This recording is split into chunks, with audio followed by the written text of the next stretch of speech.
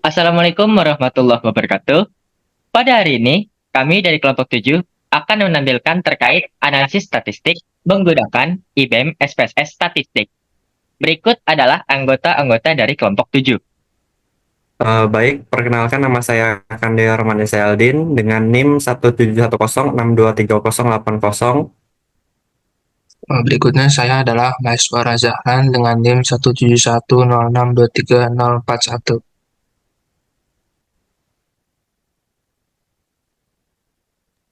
Kemudian saya Anang Permadi dengan NIM 171062301. Dan kemudian saya Muhammad Farhan Kesa dengan NIM 1710623109. Dan saya sendiri Firyon Akbar dengan NIM 17106234040. Baiklah, tanpa berlama-lama, marilah kita menonton video tersebut. Assalamualaikum warahmatullahi wabarakatuh. Pada hari ini, kami dari kelompok 7 akan membuat panduan untuk menggunakan SPSS Statistik untuk analisis data. Hal ini bertujuan untuk menyebarkan ilmu dan juga pengetahuan tentang analisis data menggunakan SPSS Statistik kepada khalayak yang lebih luas. Hari ini kita akan mempelajari 5 bab penting dalam analisis statistik menggunakan IBM SPSS Statistik. Materi yang akan dibahas meliputi yang pertama yaitu analisis deskriptif statistik, lalu dilanjutkan dengan uji asumsi klasik, dan yang ketiga ada uji normalitas Kolmogorov-Smirnov yang dilanjutkan dengan uji Glatzer, dan ditutup dengan uji hipotesis. Baik, tanpa berlama-lama, marilah kita mulai dengan bab pertama, yaitu analisis deskriptif statistik. Bab pertama, yaitu analisis deskriptif statistik. Untuk permulaan, kita perlu membuat dataset baru. Sebelum menganalisis, kita tentunya perlu membuat dataset baru yang bisa dipindahkan ke SPSS Statistik. Di sini ada data studi pengaruh pengeluaran pemerintah, pajak, dan utang publik terhadap pertumbuhan ekonomi regional.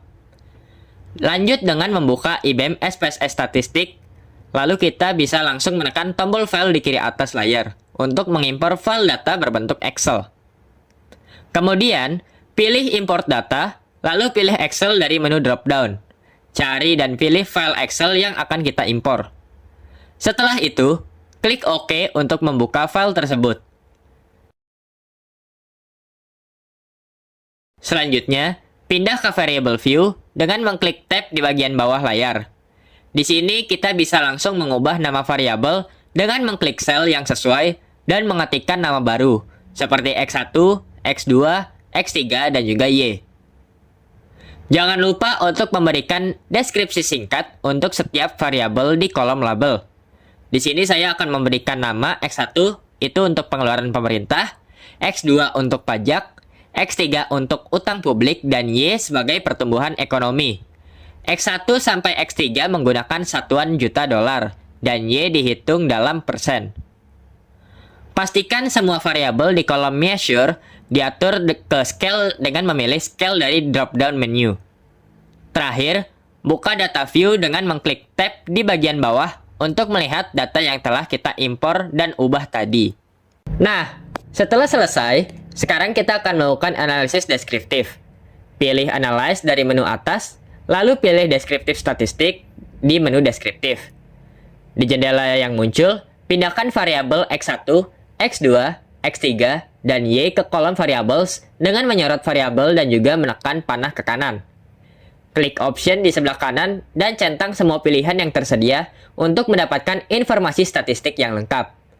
Klik Continue, lalu OK untuk menjalankan analisis dan melihat output deskriptif. Selanjutnya kita masuk ke bab kedua, yaitu uji asumsi klasik melalui analisis regresi linear. Hal pertama yang perlu kita lakukan yaitu pilih Analyze dari menu atas, lalu pilih Regression dan dilanjutkan dengan memilih Linear. Di jendela yang muncul ini, masukkan variabel X1, X2, dan X3 ke dalam kolom Independence dengan menyorot variabel dan menekan panah ke kanan.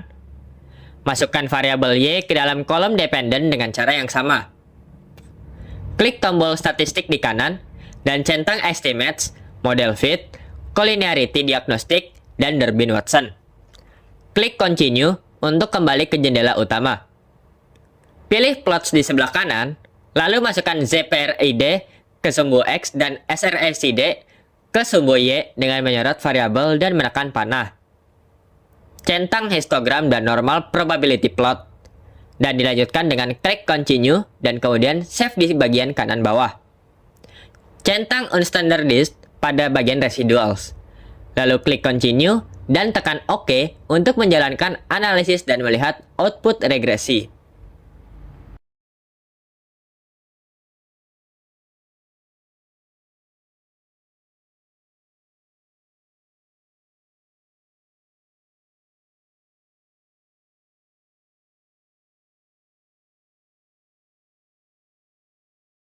Sekarang, kita memasuki bab ketiga, yaitu uji normalitas Kolmogorov-Smirnov.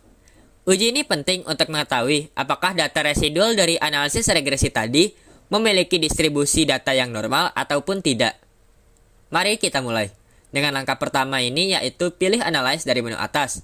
Lalu pilih Non-Parametric Test, lalu pilih Legacy Dialogs, kemudian pilih satu sampel KS. Setelah itu, masukkan variabel res1, yaitu residual dari analisis regresi tadi, ke dalam kolom test variable list dengan menyorot variabel dan menekan panah ke kanan. Lalu klik OK untuk menjalankan uji dan melihat output normalitas. Sebagai tambahan, kita bisa juga melihat grafik distribusi residual untuk lebih memahami hasilnya. Klik Analyze, lalu Descriptive Statistic, kemudian klik Explore. Masukkan variabel res1 ke dependent list dan klik OK. Lihat grafik, histogram, dan normal QQ plot yang muncul di output.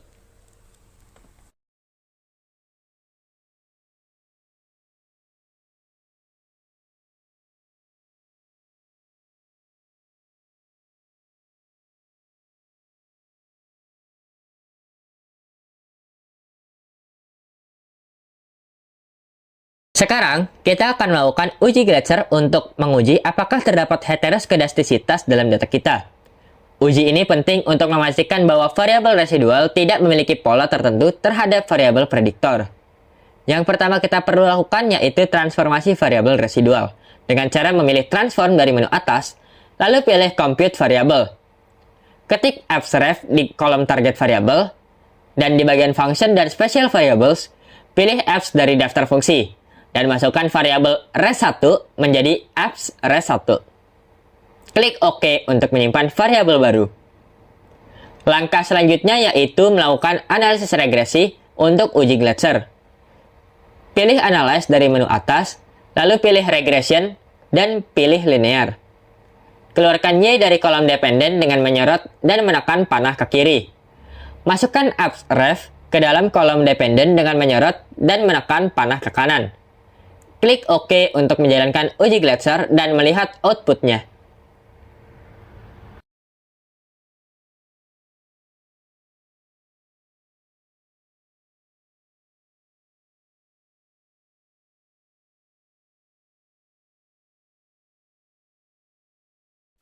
Terakhir, kita akan melakukan uji hipotesis untuk mengevaluasi hubungan antara variabel independen dan dependen.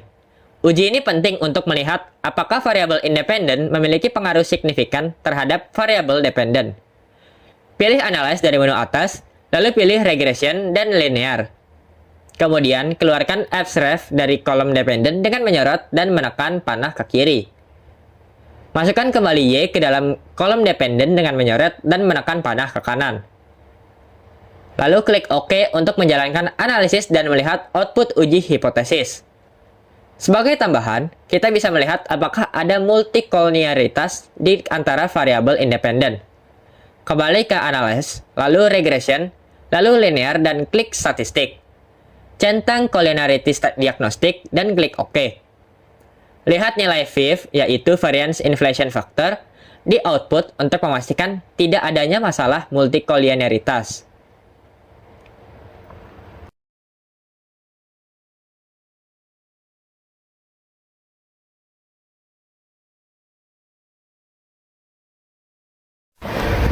Terima kasih atas perhatiannya, wahai para penonton.